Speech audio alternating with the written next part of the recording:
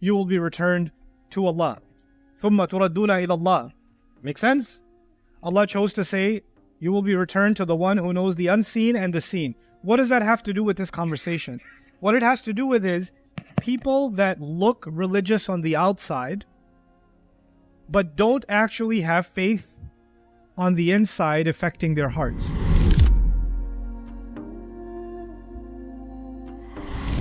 So, the death which you are running from, فَإِنَّهُ مُلَاقِيكُمْ, it is going to meet you.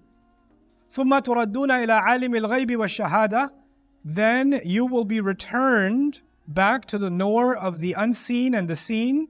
فَيُنَبِّئُكُمْ بِمَا كُنْتُمْ تَعْمَلُونَ, then he will inform you of what you used to do. That's the last ayah for the day. Separated, so farra, tafirruna minhu, the death you are running from comes from farfara or iftarra, when you show your teeth when you're laughing. And to when someone moves in a quick fashion, when your mouth moves quickly, like like that's farra or iftarra. Farfara al-ba'ir, when a camel shakes its body. Al-mafar means a place to flee or run away from. Actually, the wise meaning is not that important. A well-fed lamb. Wow, that's a really well-fed lamb. I think it's called that because its fur shakes and stuff, because it's so fat. But anyway, so the idea of far is something that moves quickly. Like quick running, quick dashing. Escaping also is farar. Farrat bin qaswara. Right? Mules are there, and they see a lion coming, and the donkeys run, dash for it. That's the word farra also. Allah says, tell them, say this. No doubt about it, the death which you are running away from. How can somebody run away from death? They're not running away from death. They're running away from the conversation about death. They're running away from the preparation of death. They're running away from facing the fact of death. They're running away from that. Allah says you can run from that all you want. فَإِنَّهُ مُلَاقِيكُمْ. Then no doubt about it, it is going to meet you. Arabic students will notice here, مُلَاقِيكُمْ is a mudaf and mudaf ilayh. لَاقَ يُلَاقِي لِقَاءً وَمُلَاقَاتًا فَهُوَ مُلَاقٍ. This is an ism fa'il from laqa, which means to meet. In the Arabic language, when an ism fa'il, mulaq, or mulaqi, is used as a mudaf, it means it's already happened. So, إِنَّهُ مُلَاقٍ إِيَّاكُمْ, that would mean it will meet you. Mulaqikum actually means it's already met you. It's as good as already done. It's guaranteed. You have to think of it as immediate. It's already passed. You know, the difference between he is going to help him as opposed to he is his helper. When you say he's his helper, the help is already done. If I say he's going to teach him, the teaching hasn't happened yet. But if I say he's his teacher, the teaching is already happening. It is your meter. Not going to meet you. It literally says meter, but what's meant to say is it's going to meet you. But the language used is it's consider it done. Consider it already done. That's how immediate we should be thinking about death. Then he says, ثُمَّ تُرَدُّونَ. Mulaqiya, let's look at laqiya also. Laqiya actually means something that's thrown in your path. And laqa, yulaqi means to meet someone, to come into contact with someone. Ilqa, like, Musa alayhi salam was told to throw the staff. That was alqiha ya Musa. So ilqa was used for that purpose. So laqa means when you just stumble upon somebody, you run into somebody. This is why enemy forces, when they clash against each other, that's actually called talaqqi. إِذْ يَتَلَقَّى الْمُتَلَقِّيَانَ also. Or iltiqa actually. قَدْ كَانَ لَكُمْ آيَةٌ فِي فِئَتَيْنِ الْتَقَتَا. In Surah Al-Imran, when the Muslims and the enemies met on the Battle of Badr, that was فِئَتَيْنِ الْتَقَتَا. Right? And similarly, when the oceans collapse into each other, مَرَجَ الْبَحْرَيْنِ يَلْتَقِيَانِ, from the same origin, when they crash into each other. So the same way, death will come crashing towards you. It'll just run right into you, bump right into you. It's not going to come with like a foremeeting or forewarning. It's just going to show up.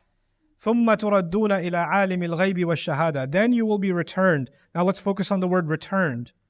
Ridda is the shortening of the chin when you pull your face backwards. And radid is whatever organ is shrinking. Radad is a camel that drinks water, meaning it pulls back its udders. Now, the important thing is rudud darahim. Basically, if you give somebody fake money and they give it back to you, that's not real money. Those are not real euros. Like you just drew an E on there and gave it to me. Then that's mardud. It's rejected because it's not of any value.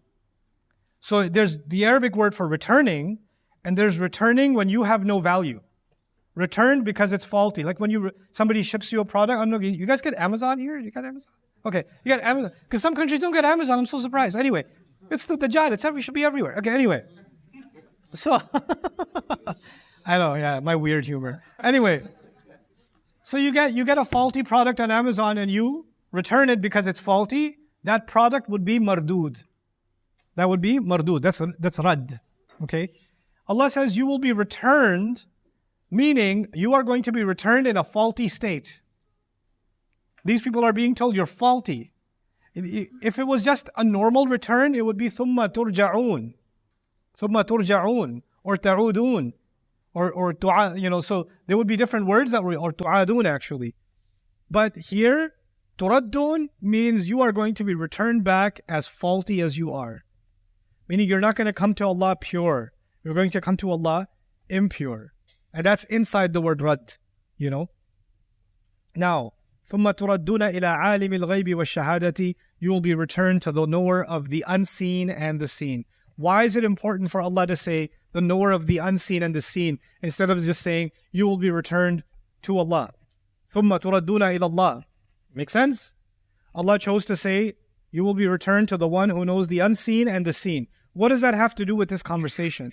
What it has to do with is people that look religious on the outside but don't actually have faith on the inside affecting their hearts. And when we go back to Allah, how religious I looked on the outside, how religious I sounded on the outside, how religious I practiced on the outside, that's all shahada. Shahada means you can see it. You can see somebody praying. You can see somebody giving a lecture. You can see somebody reciting Quran. You can see somebody dressed religiously. You can see that. But what you cannot see is what? Somebody may be worshipping Allah in the seen, but running away from death in their hearts. Right? Because this running from death is not a seen thing, it's an unseen thing. Guys, sorry for the interruption in the middle of this lecture. Just before you continue, I want to let you know and encourage you that I want you to sign up for BayyinatTV.com and help others sign up or even sponsor students for BayyinatTV.com so we can create worldwide communities of students that are studying the meanings and the benefit and the wisdom of the Quran and are, inshallah ta'ala, spreading that in their own circles. Thanks so much. What is going to be exposed on Judgment Day? Something that could not be exposed in this life, which is the unseen. So notice, Allah put priority over the unseen here. He said, عَالِمِ الْغَيْبِ وَالشَّهَادَةِ He said, you will be returned to the one who knows the unseen and also the seen. Both of them together. This takes us back to the letter of the law and the spirit of the law. Kitab is seen, hikmah is the unseen spirit of it, isn't it? عَالِمِ الْغَيْبِ وَالشَّهَادَةِ فَيُنَبِّئُكُمْ بِمَا And by the way, also tazkiyah. Tazkiyah, there's a physical washing in this religion, which is seen, and there's a spiritual washing, which is unseen, right? So all these terms are now tying in with each other. فَيُنَبِّئُكُمْ بِمَا كُنْتُمْ تَعْمَلُونَ Then He shall inform you of what you used to do. Again, coming back to the actions. First, it was what you prioritized. What you prioritized. Then He says what you used to do, the things you were up to. Your actions are all going to be laid out in front of you. So in other words, Allah is now interested not just in our claim to our faith, He wants to see where our actions are. Put your actions where your mouth is. It's not just put your money where your mouth is, right? ثُمَّ يُنَبِّئُكُمْ بِمَا كُنْتُمْ تَعْمَلُونَ And lastly, just a quick comment about amal. Amal means to do something, and fi'l also means to do something. But when you do something without thinking about it, it's a fi'l. So any action can be a fi'l. Breathing right now for me is a fi'l. When I open my eyes and I see you guys, that's a fi'l. But if I choose one person to stare at, then that would be a amal. Because it's a conscious act. So amal includes intent. Fi'l does not include intent necessarily, but amal absolutely includes intent. So Allah is saying He will inform you of the things you did intently, knowingly, consciously. Okay? Now we're coming to the most exciting part before the break. I need 5 minutes, guys. Is that okay? 5 minutes. Inshallah. Okay. We finished 2 sections of the surah today. And I'm going to give you a review of section 1. Section 1 was like this. Everything in the skies and the earth does tasbih. يُسَبِّحُ لِلَّهِ مَا فِي السَّمَاوَاتِ وَمَا فِي الْأَرْضِ. You remember that? Then he was the king. Al-Malik, then Al-Quddus, then Al-Aziz, then Al-Hakim. Then Allah said, He sent a messenger among the unlettered. هُوَ الَّذِي بَعَثَ فِي الْأُمِّيِّينَ رَسُولًا مِّنْهُمْ. Yeah? Then he said, يَتْلُو عَلَيْهِمْ آيَاتِهِ, his signs. وَيُزَكِّيهِمْ, he purifies them. You can see the connection, right? وَيُعَلِّمُهُمُ الْكِتَابِ, which comes from the authority. وَالْحِكْمَةِ, he teaches them wisdom. And finally he said, وَإِنْ كَانُوا مِنْ قَبْلُ لَفِي ضَلَالٍ مُبِينٍ, they were utterly lost before. Notice the bottom. First he sent a messenger to who? The Ummiyin. And at the end he described they were utterly lost before. And then finally he ends, others will be joining, and this is a favor from Allah. وَآخَرِينَ مِنْهُمْ لَمَّا يَلْحَقُوا بِهِمْ وَهُوَ الْعَزِيزُ الْحَكِيمُ ذَلِكَ فَضْلُ اللَّهِ يُؤْتِيهِ مَنْ يَشَاءُ وَاللَّهُ ذُو الْفَضْلِ الْعَظِيمِ. Notice in the beginning, the opening, the blue and the blue at the bottom. In the beginning, the whole skies and the earth are doing tasbih, and by the end, more of the world is doing tasbih. Right? Because the ummah is increasing and tasbih is increasing. This is a summary of which section? The first section, first 4 ayat. Okay. We just wrapped up section 2. First thing, مَثَلُ الَّذِينَ حُمِّلُوا التَّوْرَاةَ ثُمَّ لَمْ يَحْمِلُوهَا كَمَثَلِ الْحِمَارِ يَحْمِلُ أَسْفَارًا مَثَلُ الْقَوْمِ الَّذِينَ كَذَّبُوا بِآيَاتِ اللَّهِ وَاللَّهُ لَا يَهْدِي الْقَوْمَ الظَّالِمِينَ. They failed to carry the burden of the Torah and they lied against the revelations. كَذَّبُوا بِآيَاتِ اللَّهِ. Okay. Then Allah says, وَاللَّهُ لَا يَهْدِي الْقَوْمَ الظَّالِمِينَ. Allah does not guide the wrongdoing people. Yeah? Then Allah said, say if you have special status with Allah. What was that special status called? Awliya. Yeah? قُلْ يَا أَيُّهَا الَّذِينَ هَادُوا إِنْ زَعَمْتُمْ أَنَّكُمْ أَوْلِيَاءُ لِلَّهِ مِنْ دُونِ النَّاسِ فَتَمَنَّوُا الْمَوْتَ. Then wish for what? Death. Okay. Then Allah says, لَا يَتَمَنَّوْنَهُ أَبَدًا بِمَا قَدَّمَتْ أَيْدِيهِمْ. They're not going to wish for death because of what their hands sent forward, the priorities. Then Allah says, وَاللَّهُ عَلِيمٌ بِالظَّالِمِينَ. Allah knows the wrongdoing people. Then he said, say death will meet you, the one you're running from, it will meet you. And then Allah will inform you of what you used to do. Yes? So this is what we went through just now. Now watch. Let's start over. No, wait, it's coming. What was the first thing? You feel the burden of the Torah. And you lied against the revelations. And the fourth item was you won't wish for death because of your past actions. Now what are the past actions? What are the past actions? Failed the Torah and lied against the revelations, isn't it? The second thing he said was, Allah doesn't guide the wrongdoing people.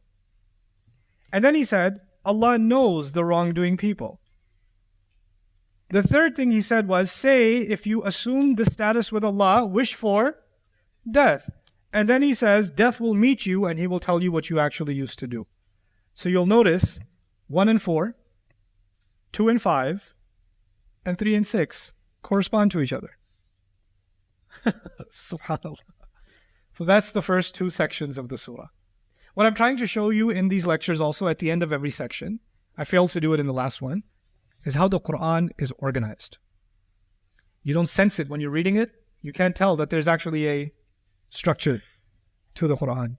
And every time I study a surah and I work on a surah, I also work on the structure of that surah. How is Allah constructing the arguments? How are they being built? Now, do you see how 3D this is? Like how are you going to, can you speak like this? The Quran was given to the Prophet ﷺ as speech. Surah Al-Jumu'ah was revealed at once. He recited the whole surah to the Sahaba. We're going to study that tomorrow. When was the surah given? I held back from that story because the ayat of Jumu'ah are coming, right? So the whole surah given at once, was it written or spoken? Spoken. And I have to construct a PowerPoint presentation to show you how well organized the speech is. How structured the speech is.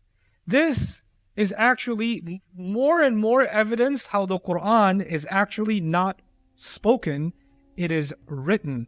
It's written in the Lawh Mahfuz and it's spoken by the Prophet ﷺ, but it's not just any speech, it's the written speech of God. Subhanallah.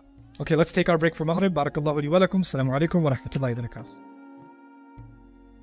Assalamu alaikum everyone. There are almost 50,000 students around the world that are interested, on top of the students we have, in studying the Quran and its meanings and being able to learn that and share that with family and friends. And they need sponsorships, which is not very expensive. So if you can help sponsor students on Bayyinah TV, please do so and visit our sponsorship page. I appreciate it so much and pray that Allah gives our mission success and we're able to share the meanings of the Quran and the beauty of it the world over.